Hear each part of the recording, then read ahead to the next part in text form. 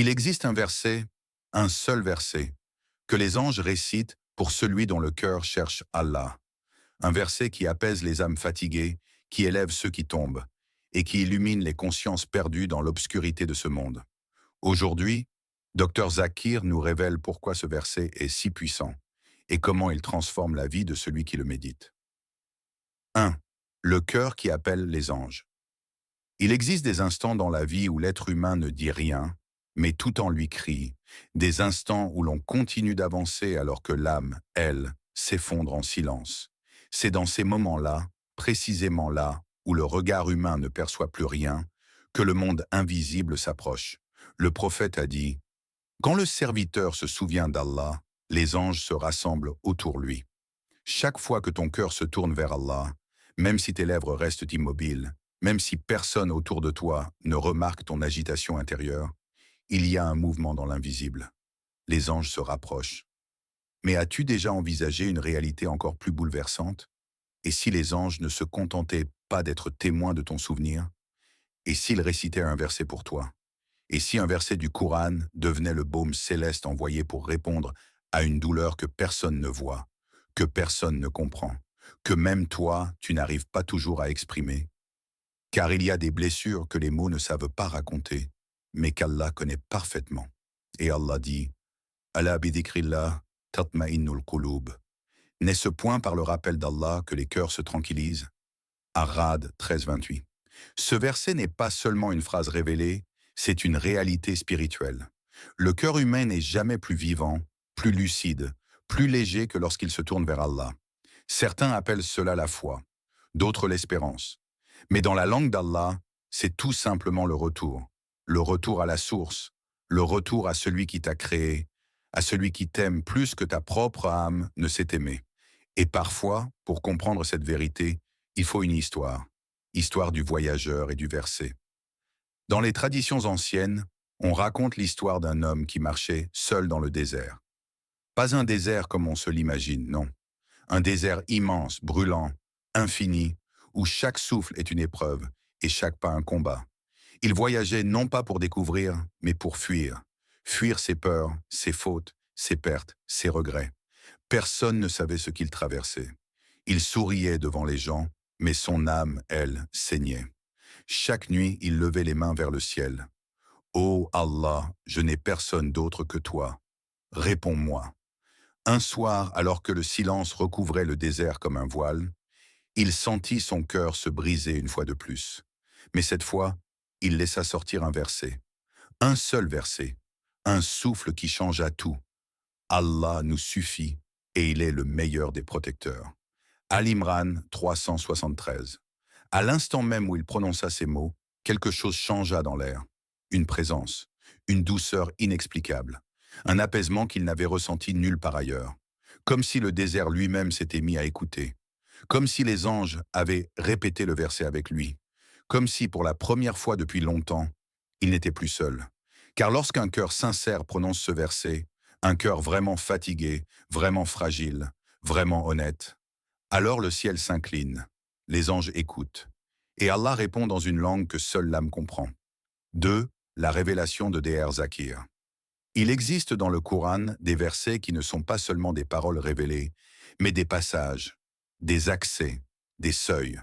Certains versets ne se limitent pas à être lus ou mémorisés. Ils ne se retirent pas une fois récités.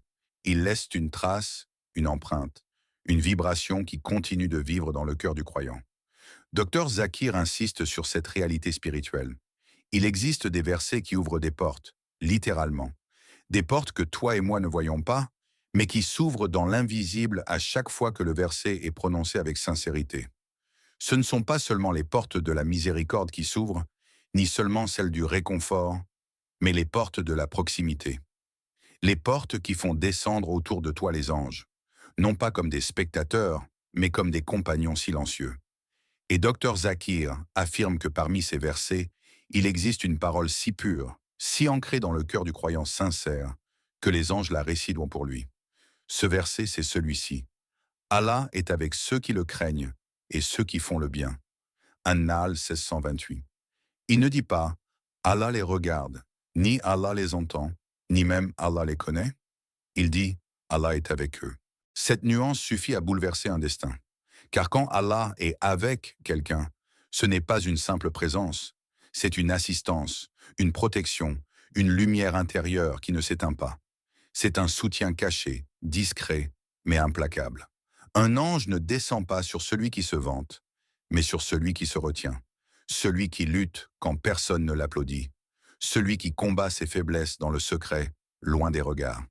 Les anges récitent ce verset pour celui qui se bat contre lui-même, qui résiste à une tentation, qui pleure une faute et cherche à s'en purifier. Ils le récitent pour celui qui trébuche mais se relève, celui dont le cœur se fissure mais qui continue malgré tout de dire « Ya Allah, guide-moi ». Ils le récitent pour celui qui fait un geste de bien que personne ne verra jamais, mais qu'Allah voit, pour celui qui demande pardon sans savoir s'il sera pardonné, mais qui demande quand même, car il sait que la miséricorde d'Allah dépasse tout, pour celui qui avance avec une fatigue qui n'est connue que de son Seigneur. Ce verset est récité pour toi lorsque ton âme se bat contre tes propres ténèbres. Quand tu te retiens d'une faute que tu avais l'habitude de commettre. Quand tu fais un acte discret, minuscule en apparence, mais immense aux yeux d'Allah. Quand tu renonces à un péché pour personne d'autre que lui. C'est à ce moment précis que les anges répètent « Inna Allaha ma'alladhina taqaw » Allah est avec toi. Question qui touche l'âme. Et toi, qu'est-ce que tu fais lorsque personne ne te voit? Quelle bataille mènes-tu lorsque ta vie extérieure semble calme, mais que ton âme, elle, est en guerre? Si à cet instant précis les anges te regardaient, quel verset réciterait-on pour toi? Partie 3. Le verset qui guérit l'âme. Il y a des douleurs qui ne s'expliquent pas, des blessures qui ne se voient pas, mais qui dévorent tout de l'intérieur. Des nuits où tu voudrais juste éteindre ton cœur pour arrêter de sentir. Tu continues de sourire devant les gens, mais entre toi et toi-même, tu sais que quelque chose s'est cassé. Dans ces nuits-là, dans ces fissures-là, il existe un verset que les savants décrivent comme un baume céleste. Un verset qui ne parle pas à l'intellect, mais directement à ce qui souffre en toi. La tahzan, inna Allaha ma'ana. Ne t'afflige pas, Allah est avec nous. At-Tawbah 9:40. Ce verset ne fut pas révélé dans la facilité, ni dans la lumière, ni dans un moment de triomphe. Il descendit dans un moment de peur, un moment où tout semblait perdu, un moment où l'avenir était un mur et non un horizon, où même les plus forts tremblaient. C'est dans cet instant de fragilité humaine qu'Allah prononça ces mots. Ne t'afflige pas, je suis avec toi. Quand les anges récitent dans ce verset pour un croyant, c'est rarement quand tout va bien. C'est dans l'obscurité, dans le silence, dans l'étouffement intérieur que personne ne voit. C'est quand tu touches le fond que ce verset commence à monter en toi, doucement, lentement, comme une petite lumière dans une pièce sombre. Et parmi les histoires qui témoignent de cette lumière, il y en a une qui bouleverse. Histoire vraie, la femme qui a retrouvé la lumière. C'était une femme comme tant d'autres, une épouse, une mère, une fille. Mais à l'intérieur, un vide immense. Les médecins lui parlaient de fatigue. Sa famille lui parlait de patience. Mais elle seule savait à quel point son âme était lourde, épuisée, comme si une tempête s'était installée en elle. Chaque nuit, elle s'asseyait sur son lit, les mains tremblantes, la voix cassée, et elle répétait « Ya Allah, je n'ai plus de force ». Puis elle prononçait ce verset d'une voix presque inaudible « La Tarzan, inna Allaha ma'ana ». Un soir, elle alla voir un imam, presque au bord de l'abandon. Elle lui dit « Je n'y arrive plus. Je récite, mais mon cœur ne suit plus. » L'imam la regarda longuement, puis lui répondit avec une douceur rare « Continue, même si tu trembles, même si tu récites en pleurant. Car lorsque ta voix s'éteint, les anges récitent avec toi. Quand toi tu n'y arrives plus, eux, ils continuent. » Cette phrase la bouleversa. Elle retourna chez elle. Elle recommença à réciter, non pas pour se convaincre elle-même, mais pour laisser les anges la porter. Et sa vie ne changea pas en un instant. Ce n'était pas une guérison spectaculaire, pas un miracle visible. C'était une lumière lente, profonde, presque imperceptible au début. Une lumière qui prenait la forme d'un souffle nouveau, d'un calme intérieur qui grandissait, d'un cœur qui avait enfin compris qu'il n'était jamais seul. Une lumière qui venait de celui qui dit « Ne t'afflige pas, je suis avec toi ». 4. Le verset que les anges prononcent au moment de la sérénité. Il existe des versets qui ne se contentent pas d'être lus. Ce sont des versets qui descendent. Comme une brise que l'on ne voit pas mais que l'on sent, comme une présence qui ne parle pas mais qui rassure.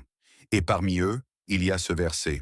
Ceux qui disent « Notre Seigneur est Allah », puis se tiennent dans la droiture. Les anges descendent sur eux. Fussila 40 et 1:30. Ce que ce verset raconte, ce n'est pas un événement, c'est un état qui n'appartient ni au passé ni au futur, un état qui existe dans l'instant précis où ton cœur dit « Oh Allah, je marche vers toi, même doucement, mais je marche ». Ce verset parle de toi, pas quand tu es fort, pas quand tu souris, pas quand tout fonctionne, mais quand tu continues malgré la fatigue. Il parle du croyant qui avance dans l'obscurité avec une toute petite lumière, mais qui refuse de l'éteindre. Du croyant qui garde son calme alors que tout l'invite à se briser. Du croyant qui choisit Allah, non pas parce que c'est facile, mais parce qu'il n'a plus d'autre refuge. Et c'est dans ces moments que quelque chose d'invisible se produit. Quelque chose qui ne fait pas de bruit, mais qui change tout. Les anges descendent, pas comme une armée, pas comme un éclat de lumière aveuglant, mais comme un souffle sur une blessure, comme une douceur posée sur un cœur qui tremble, comme un rappel silencieux. Continue, Allah te voit. Ce n'est pas un verset que l'on récite du bout des lèvres. C'est un verset qui se vit, un verset qui s'installe dans le cœur du croyant quand il fait un choix simple. Je tiens bon, je reste droit, je ne me détourne pas de mon Seigneur. Alors les anges s'approchent pour calmer les peurs que personne ne connaît, pour apaiser les angoisses que tu n'as racontées à personne, pour renforcer une âme qui croit être au bord de tomber. Ils murmurent la paix, ils déposent la sérénité, ils éteignent les tempêtes que tu portes en silence. Ce verset te dit que tu n'as jamais été seul, que même dans les jours où tu ne comprenais plus rien, où tu n'avais plus d'énergie, où tu ne trouvais plus de direction, tu étais entouré. À chaque pas vers Allah, à chaque retour, à chaque sursaut de foi, même minuscule, les anges descendaient déjà. Le message d'Allah pour toi, approche un peu, laisse tout ce qui t'entoure disparaître un instant. Oublie les bruits, les gens, les inquiétudes qui t'usent depuis trop longtemps. Il n'y a plus que toi et ce message.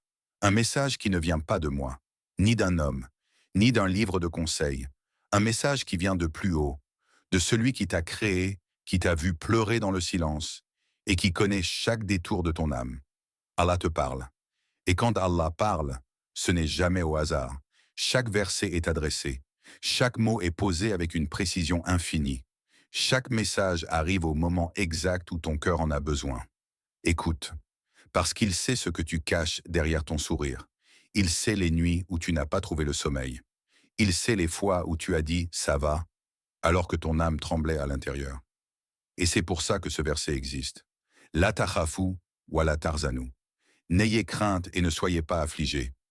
Fussila 40 et 1:30. Ces mots, ce ne sont pas des mots qu'on lit. Ce sont des mots qui s'adressent à l'endroit exact où tu souffres. Allah te dit, ne crains rien. Ne te laisse pas engloutir par la tristesse. Je suis là. C'est un message qui ne passe pas par les oreilles. Il passe par le cœur. Comme si quelqu'un posait doucement sa main sur ta poitrine, au centre de tes inquiétudes, et éteignait les ombres une par une. Tu ne t'en rends peut-être pas compte, mais à l'instant où tu entends ce verset, quelque chose descend. Une miséricorde invisible. Un apaisement qui ne crie pas mais qui s'installe, comme la lumière qui glisse lentement dans une pièce sombre. Les anges, eux aussi, connaissent tes combats. Ils ont entendu tes invocations chuchotées, tes soupirs brisés, tes Ya Allah, qui sortaient à peine de tes lèvres. Et dans les moments où tu penses être seul, ils récitent pour toi ce message. Ils te couvrent, ils te rassurent, ils te murmurent la paix que tu n'arrives plus à créer toi-même. Allah ne t'a jamais abandonné. Tu as juste traversé des chemins où sa sagesse était plus grande que ta compréhension. Ce que tu as perdu, ce que tu n'as pas compris, ce qui t'a fait mal, ce qui t'a effrayé, rien n'a échappé à son regard. Tu es plus entouré que tu ne le crois. Le Coran n'est pas un livre fermé. C'est une respiration pour chaque âme qui étouffe, une boussole pour chaque cœur qui se perd, une caresse pour chaque douleur qui ne trouve pas de mots. Et toi qui lis ou entends ces paroles en ce moment, Sache ceci, Allah est avec toi. Les anges te protègent, le Coran te parle, et ton âme n'a jamais été abandonnée.